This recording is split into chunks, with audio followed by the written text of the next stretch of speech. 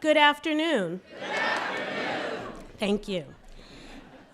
Michael, thank you for that warm introduction. I am thrilled to be here today to honor a man who has influenced us all. I want to thank the entire MacDowell family, Philip, and the entire team for making it possible for me to be here.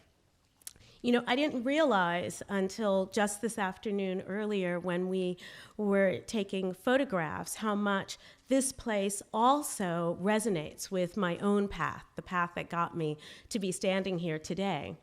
In that as we stood in the James Baldwin Library and I looked at the portrait by Buford Delaney, it made me realize that today, in many ways, I get to stand in honor and gratitude of my teachers. It would begin with a former medalist who's been invoked today, and I will invoke again, Toni Morrison, whose work I came to as a very young woman, a 13-year-old, and it truly set my path. It gave voice for who I was and what the possibilities were in a world made possible through her language. And then as a college student, when I had the great privilege at Smith College of being James Baldwin's student at the end of his life, and as my teacher, he said to me over and over again the name Buford Delaney. In many ways, him saying that, he was giving me my charge, the charge to be a steward for the work of Black artists, as he had been a friend to Buford Delaney. And then to be here today to honor Charles Gaines, also a teacher, someone who's created a path, makes this very, very, very special. This fantastic medal stands apart in its sense of being so singularly focused on supporting artists, and in its history, given such deep meaning to the idea of the contribution of artists. I'm very grateful to the board of the Colony and this year's selection panel for their decision to recognize the many, many achievements of Charles Gaines. You have welcomed him into this pantheon of musicians and composers and writers and architects and visual artists, ranging from Aaron Copland to Sonny Rollins, Toni Morrison, Marianne Moore, Alexander Calder, Louise Nevelson, and recently also Betty Saar. It is all the more moving for me to be called on to present this model because it gives me a chance to tell you all how Charles Gaines changed my own life. You see, I felt Charles's impact well before I had the opportunity to meet him. I knew of his brilliance and daring, of the art that he created, work that set him apart in the 70s, when he was bending conceptualism to striking new purposes, where he was creating new languages in vision, visuals, and in form to speak to the broad questions which art can answer.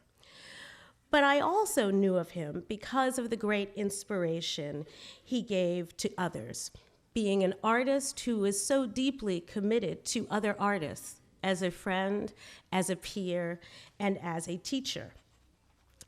His work is, in fact, a crucial bridge between the first generation of conceptualists in the 60s and 70s and the many artists who have emerged in the generations to come since.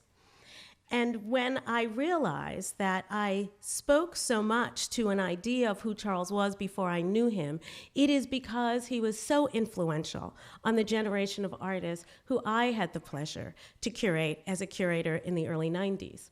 And the way this would often happen, the way I came to know this first, is being in the studios with so many artists. And when I would ask them a question about their own work, the answer was inevitably and almost always Charles Gaines. So if I asked, how does your art engage with the ideas and issues of our time? Their answer would be Charles Gaines. If I asked them, can art ask and answer the ways in which we see? Their answer would be Charles Gaines. If they asked them about the power of the politics of art, their answer would be Charles Gaines. Now, of course, this was not literally, though it should have been, right? That would have been the easy way to answer the question, but they always answered the question with a full sense of possibility that they had gotten from Charles through his example, through him as a teacher, and through the great example of the rigor of his work. This was made so clear to me because of the way in which these artists took from Charles this imagining of what pure and clear artistic vision and power could be. He stood as an example, an incomparable one, that fed them all, so that those questions that I could ask were all answered for us all in this vast example of Charles's work. Charles began teaching in the late 60s and moved to the West Coast, where a large part of his career was spent between California State University and Cal Arts. And in those two places and along the way, he impacted so many. But it was also during this time that in his career that the work was being shown in museums and exhibitions and galleries all around the world. I think it's interesting to consider that Charles had an early exhibition in 1972 at the Cinque Gallery, an institution very tied to the Studio Museum in Harlem, but also was in the 1975, a very prescient biennial. Going on to group exhibitions through the 90s and into the 2000s, including the 2007 Venice Biennale, the 2011 Pacific Standard Time. In 2012, Kelly Jones is Now Dig This, and also Blues for Smoke. And of course, in the 2015 Venice Biennale, curated by our late friend and colleague, Okwe and Wazer. Just this year, his work is included in the wonderful Solidarity and Solitary of the Joyner and Jafrida collection that was on view at the Smart Museum. And in 2014, we were thrilled to present an exhibition of Charles's work at the Studio Museum in Harlem called Gridwork, which also traveled to the Hammer Museum at UCLA. But that career that is made of the teaching, but also the presentation of work, really came to me fully in the relationship that I had with Charles when I finally got to meet him in 1993, when he asked me to participate in a roundtable discussion organized around an exhibition, a groundbreaking exhibition he curated at UC Irvine, titled The Theater of Refusal, Black Art in the Mainstream Criticism. Everything at that occasion hit me with the force of revelation. The works on view in the exhibition, the views that were being expressed by all involved, and by Charles himself.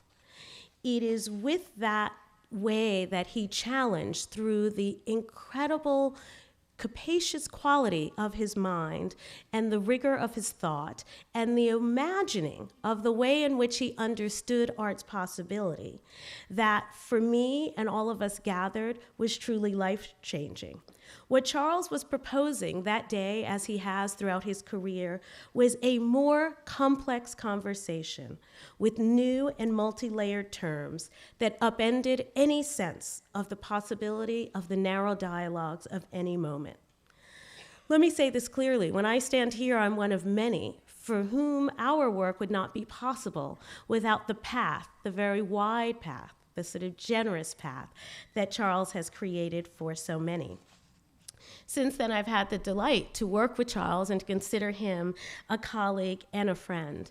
And as such, I feel ever grateful for the way in which, when I am asked always in my role as the director of the Studio Museum in Harlem to speak to what is the need for art, I understand that necessity when I look across the space of Charles's career. When I see the way through his work, he has given us a way to understand time and place and history and ideas through systems, and we know that Charles loves systems.